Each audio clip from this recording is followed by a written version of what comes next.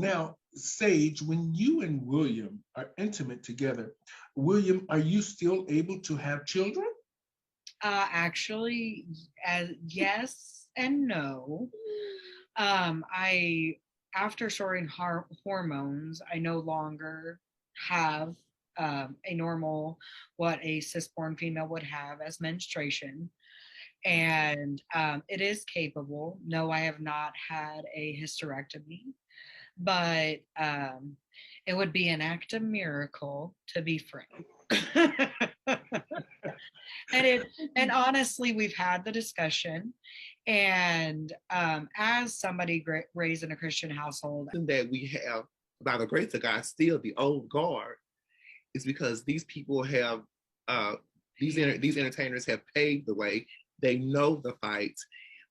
They understand the cost, and they're willing to pay it. But they were also never afforded the opportunity to make the money like these entertainers today do. You know, this is what they know, and by the grace of God, we have them and are able to rely on them because they stay at the forefront to fight. They yell when nobody else yells, when everyone wants us to be silent. Our our community guard, as I would call them, are still there. Wonderful. Well, that's wonderful. I wanted to say that because, me being on the internet so much and trying to, I got our mailboxes is full every day with people wanting to share their stories and talk about the stories. But she made it really clear to me the direction we're going to take Pronoun TV in. And it needs to be about real life and real stories and what's happening now and what we have to do to make sure that we're going to be okay in the future, to make sure that our voice are being loud and heard. Because now we're getting this thing here, um, this thing online about Black men, and I'm gonna just I'm gonna say it to you, William, as a man, as you identify as a man now, and then you, Sage, as as a Black woman. This masculine and feminine thing has really taken over the internet about men on the DL and this masculine feminine thing. What do you feel about that? so at the end of the day, I feel like gender is always going to be a spectrum. I'm going to respect you however you want to present. I don't agree with hypermasculinity because I think it's toxic, nor do I agree with hyper femininity because I feel like it's also toxic because I feel like those extremes have been ingrained in their families at some point, Mhm. where a hyper femininity might mean I'm willing to forego it all to just rely on a man to take care of me, or that type of toxic hyper masculinity being a, well, I am better than you because I am almighty man. And it's hard when it is a spectrum, and it's where can we go from here to decide it's okay as a man to show emotion, have emotion, express emotion, to where you don't get to the point where we get shootings and mental health needs like that, which is often in this country predominantly Caucasian males. And then in the same spectrum of females, stand up for yourself. Because when you were called in the workforce as Rosie the Riveter and asked to go back home, not every woman went back home and they took charge and took lead. There is always a good in between, and we just got to find that ground. Now, Mhm. when it comes to the Now, thing, I'm Uh, sorry, I'm sorry, I didn't mean to cut you off. When it comes to the DL thing, coming from the African American community, because I won't deal with it. I've always felt like, and I've dealt with my share of DL men. Of course, I have. You know, most girls in my situation at some point do, and mhm, those who don't are either really lucky or lying. But mhm. with that being said, when it comes to DL men, it's not always about the lie. That's the misconception about DL men. It's not about the lie always.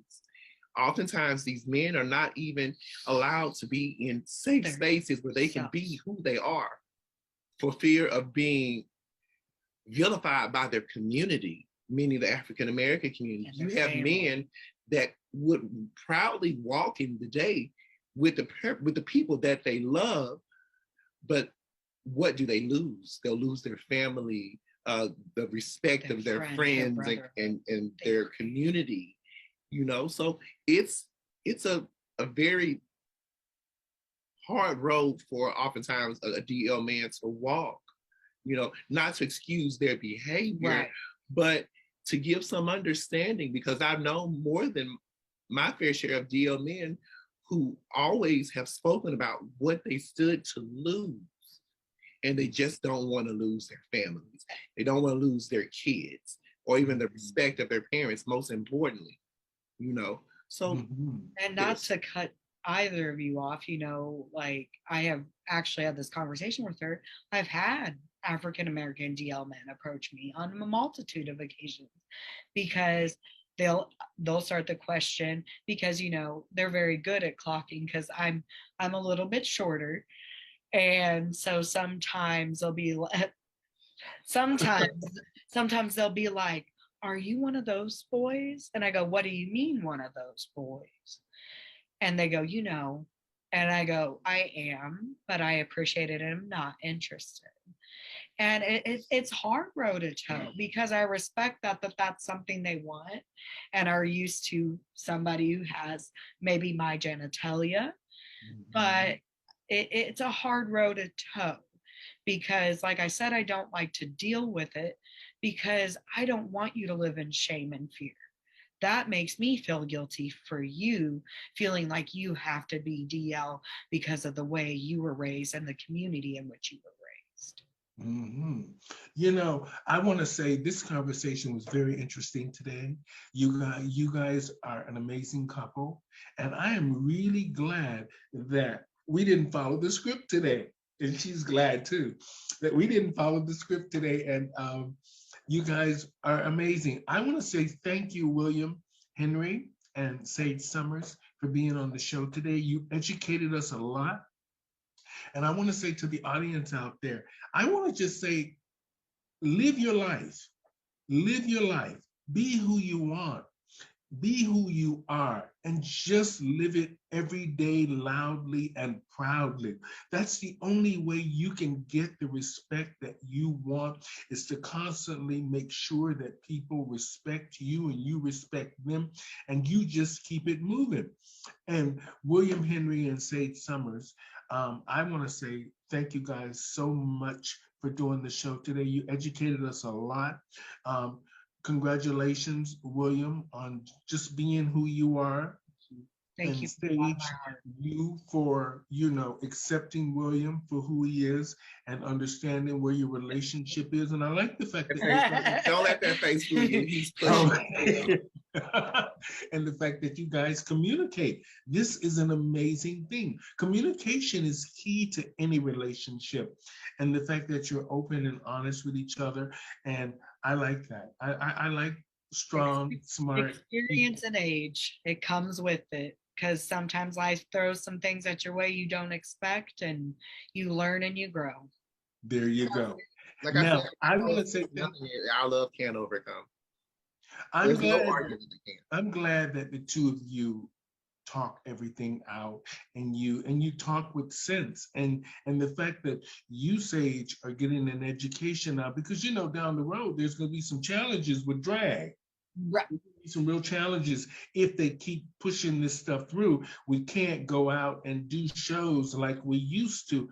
I mean, how can we can barely afford to make a living with a lot of the entertainers. I mean, they're lucky that they're making the money that they're making these days, but soon they're going to have to hire people like celebrities do to protect them. And in the long run, is all of this going to be worth it? And how do we,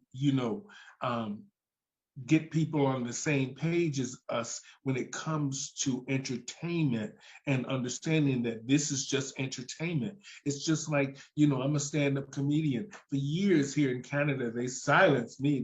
They because they said that I was filling the rooms up, but they were complaining so much that I had a filthy mouth or this and that. And at the end of the day, I've been here 35 years and I'm still working, and now I own a company. So I am